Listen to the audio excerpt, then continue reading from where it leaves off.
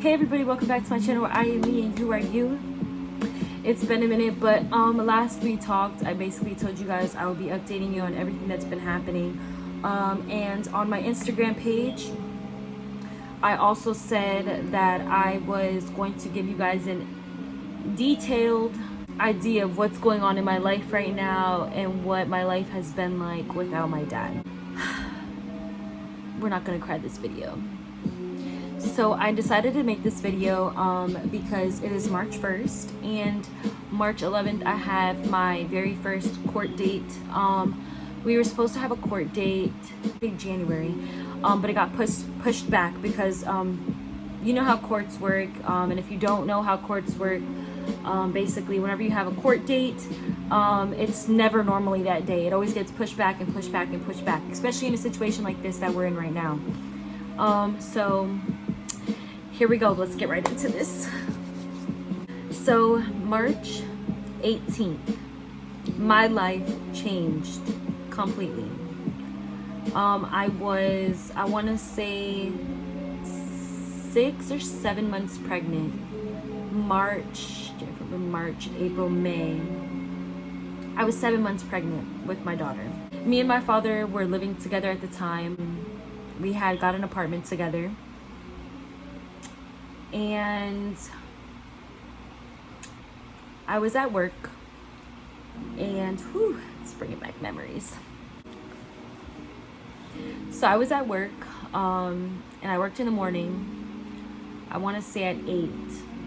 I worked in the morning, went to work, and something felt weird. I know everyone says it, but something was weird, like very weird. So I go to work, and my dad's wife, he had just got married 3 weeks before he passed. So my dad's wife texts me and says, "Hey Ivy, I haven't heard from your dad, and his phone is not, like, it's going straight to voicemail. Have you spoke to him?" And I said, "No. Let me try calling him." And then she goes, "Yeah, I just think it's kind of weird because his work stuff is still here." So basically, let me go back a little bit. So basically, my dad would go stay at his wife's house, and because they were newly married, like, he didn't move in there and wanted to stay in our apartment because the mother of my sister would not let her go over there. So, wow, this is very confusing. Let me try to make this easier.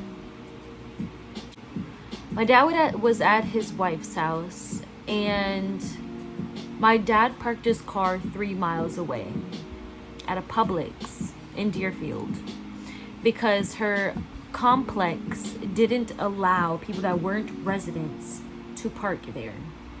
So my dad would park his car 3 miles away and run back and forth every time he went over there. And my dad was very, very fit, very active, always worked out. So 3 miles to him was no problem. It was like his daily workout, so he didn't mind. So she says that his work stuff is still there and that he was going to get his car, but his work stuff is still there at the house. And he worked that morning. And I said, okay, well, let me go ahead and try to get a hold of him. So for some reason, I called my grandpa and asked him if he talked to my dad. And normally I wouldn't do that because if my dad doesn't answer the phone, like, oh, no big deal, it's dad. But I called him for some reason and I said, "Hey grandpa, did you speak to dad?" And he goes, "No, but if you get a hold of Bear," because my grandpa calls my dad Bear, "let me know if you get a hold of him." And I said, okay. So I'm calling him and texting him, and nothing is getting delivered. Then she calls me back and she says, "My sister just called me. There's an accident on the corner of the street. I'm gonna go check it out since your dad hasn't been answering my calls." At this time now she's at work. So she goes to the accident scene and she sees my dad's shoes on the floor.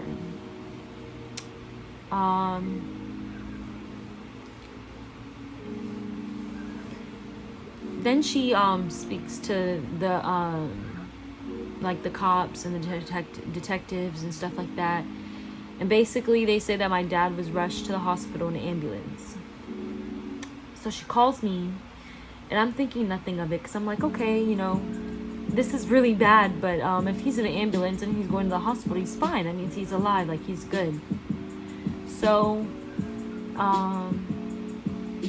we don't really know any information. She's not really telling me anything. She's super Hispanic, so like when I'm trying to talk to her on the phone and like stuff like that, like she's just crying a lot and she's not getting any answers, and I'm not getting any answers because it's like a 40-minute drive and I'm at work trying to figure this out. Mind you, I'm at work and I'm on like AirPod, like talking to her, and I'm answering the phone, which is something I normally wouldn't do at work, but something just felt really wrong. So when she had called me and told me that my dad was in the hospital, I told my boss, I have to leave. My dad's in the hospital. I don't care how bad or good this is. My dad does not go to the hospital for nothing. So I know this is not good. I can't be here. So I call my boyfriend and I literally say, babe, you have to pick me up. I can't drive. Like, I'm not mentally okay to drive. At the time, I just thought my dad was in the hospital. So, he picks me up. We go to his mom's house. And I'm calling all these hospitals and no one by the name Jason Owens is in any hospital. So I'm like, okay, this is weird. So then I call my grandpa and I say, hey, I just found out from my dad's wife. I'm not gonna say her name, but I just found out from so and so that dad is in the hospital actually, but he's okay. But he was in the hospital. But there's no Jason Owens at the hospital. So he says, just ask for John Doe. So I'm calling hospitals, and I call the one hospital. I'm calling a bunch of hospitals because, mind you, we don't know where he's at, which hospital. So I call the hospital and I say, hey, do you guys have a John Doe in? And they say, yeah, we have a person that's like, we're not able to, you know, identify, but he's been hit by a truck and he was riding his bike. He was a cyclist. And I was like, okay, well, my dad rides his bike, but I've never heard of him riding his bike to go pick up his car, but my dad has a bike and he rides his bike. So I literally said like, hey, is there any way like I can tell you what he looks like? She says, yeah, I'll call you back, or call me back in 5 minutes. And I said, okay. So I get off the phone and I call so-and-so. And I say, hey, are you able to talk like to the cops? Like, what's going on? She goes, no, and just lets out this cry that I will never get out of my head, that I can't, like, it's a cry that you just can't describe. And literally, when I heard that cry, I knew it was, like, I knew it was something bad.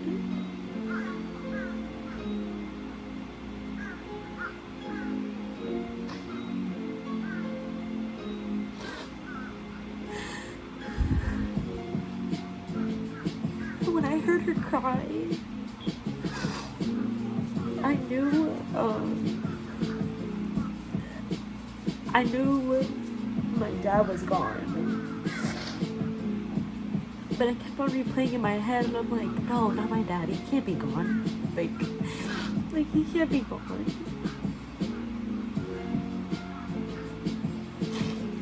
Mind you, like, how was I supposed to tell my grandpa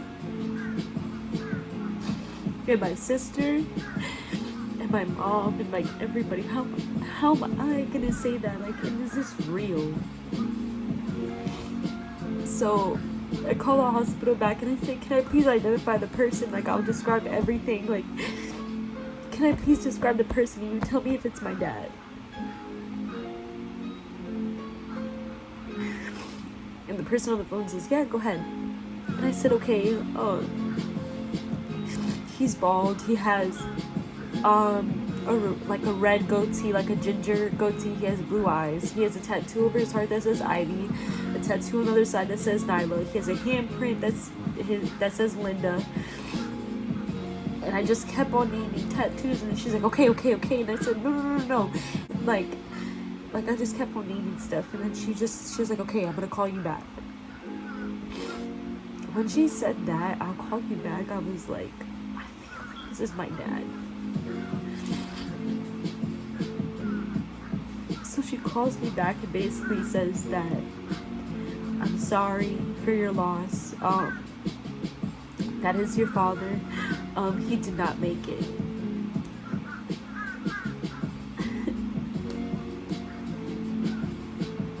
When I tell you my heart broke, my heart broke.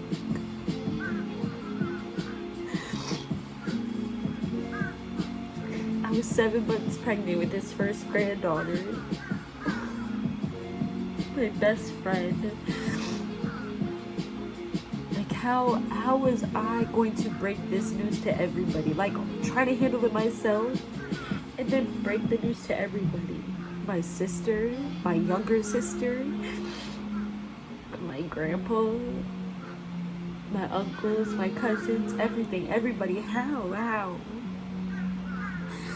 And mind you, at the time, my grandpa, his other son, was in the hospital fighting for his life with COVID.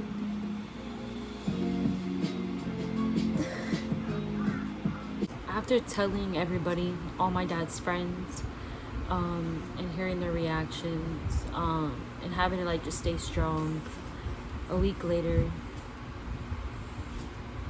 we got a call that my uncle didn't make it, and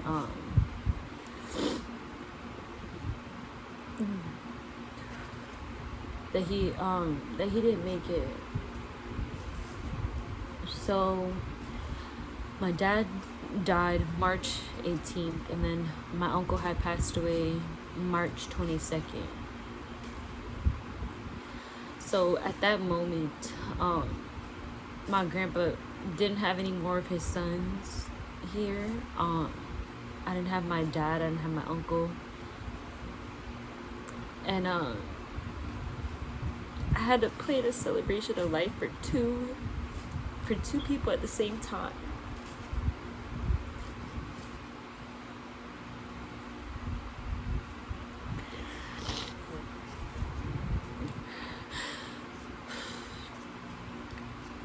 I had to plan a celebration of life for my dad and for my uncle.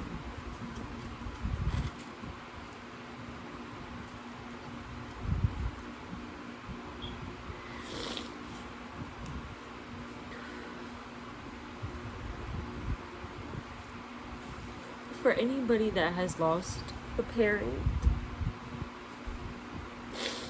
my heart goes out to you.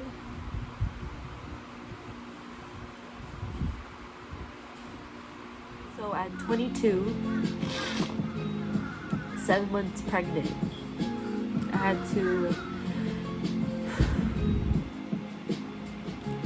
had to stand up, put my feelings to the side, because I couldn't cry like I wanted to. I couldn't be depressed like I wanted to. Like, I had a human being inside of me that I had to make sure I was healthy, because I needed her to be healthy. I wanted her more now, like, than anything. Like, I lost my dad. So from there, I had to, I was the PR, so his personal representative, and I had to handle everything legal. So I was in and out of, attorney's offices, and in and out of just every type of appointment you could imagine possible, going to funeral homes, just handling everything that no daughter should ever have to, or never, not anybody, and having to walk out of a funeral home with my grandpa and holding my dad in my hands in a box, and then my grandpa holding my uncle in a box. We literally looked at each other and we were like, this is not okay. Like, this is not how it should be. Like, it's not how it should be. Sorry, I'm adding these in after. I'm like rewatching as I'm editing, and I'm realizing like there's just things that I want to like say, so you guys can like put yourself in my shoes and really get a feel of what it's like, because I don't want you guys to ever have to experience it if you haven't yet. The day I lost my dad, I literally lost my little sister too, and my other sister Alexa. I literally lost both of them. Like, the day I lost my dad, I lost them because I haven't seen them in a year. So life has just changed. But having my daughter and having a huge support system around me has made it so much easier. And even though I was pregnant at the time and wasn't able to grieve how I wanted to, it was probably for the best, because if I wasn't pregnant, I probably would have spiraled out of control and you know, looked for drinking as a coping mechanism or something, you know, and just like lost myself. Even though I have my days where it's like very hard, I only let myself cry really like a couple minutes, and then I snap back. As you guys could see throughout the video, I only cry a little bit, and then I have to snap back, because crying isn't gonna do anything, you know. And like, I was always told that we're so used to having each other physically here and seeing each other physically and holding each other and, you know, stuff like that, but our souls, they live forever. Our souls live forever. So even though my dad is not here anymore physically, like, I know he's around. I know he is. But my dad was hit by a driver under the influence of narcotics. And it's crazy because he got hit in Deerfield Beach. Mind you, I never go to Deerfield. And now, as of December, I got a new job, and my job is in Deerfield. So now I drive by where my dad got hit literally every single day. And it's something that I have to like constantly relive, but I can't let it get to me. So my dad's first court hearing is in a couple days, and I will fight, and I will fight to get justice for my dad, because my dad deserves it. My dad was the best father any kid, let alone daughter, any girl can have. Like, my dad was the absolute best. And he would have been such a great grandpa. And now my little sister Nyla, she is 19. She's married now, and she is pregnant. She's 20 weeks pregnant, and she's having a little girl. And my dad would be so proud and so happy. And now Nyla, you know, like, my sister's kid won't have a grandpa either, you know? And it just hurts. It really does. It hurts. Because our life is not supposed to be like this.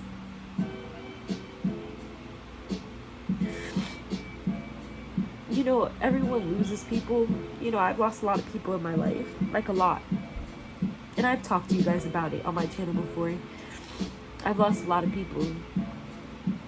And I've lost them a lot of different ways, you know? To like sicknesses, diseases, and stuff like that. But never like this. And it's my father, you know? Like, it was out of his hands. Like, somebody else took his life.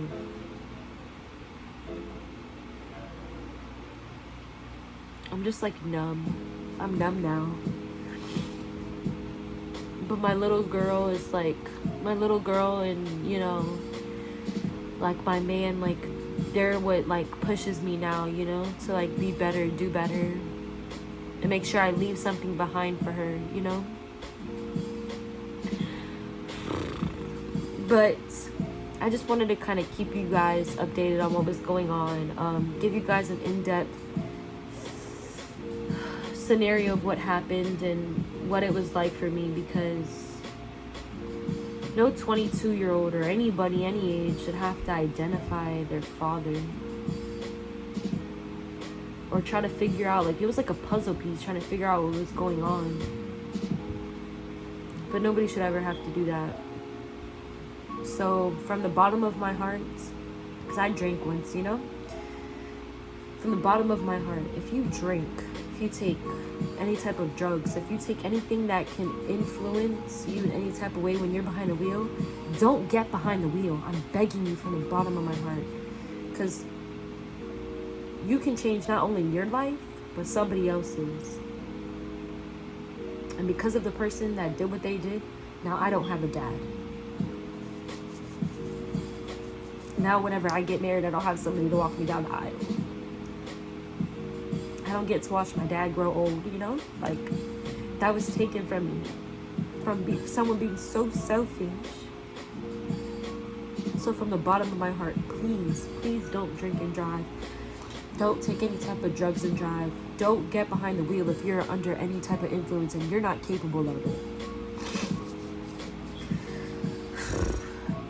So I'm going to end this right now. I'll keep you guys updated. Thank you guys so much for all the love and support.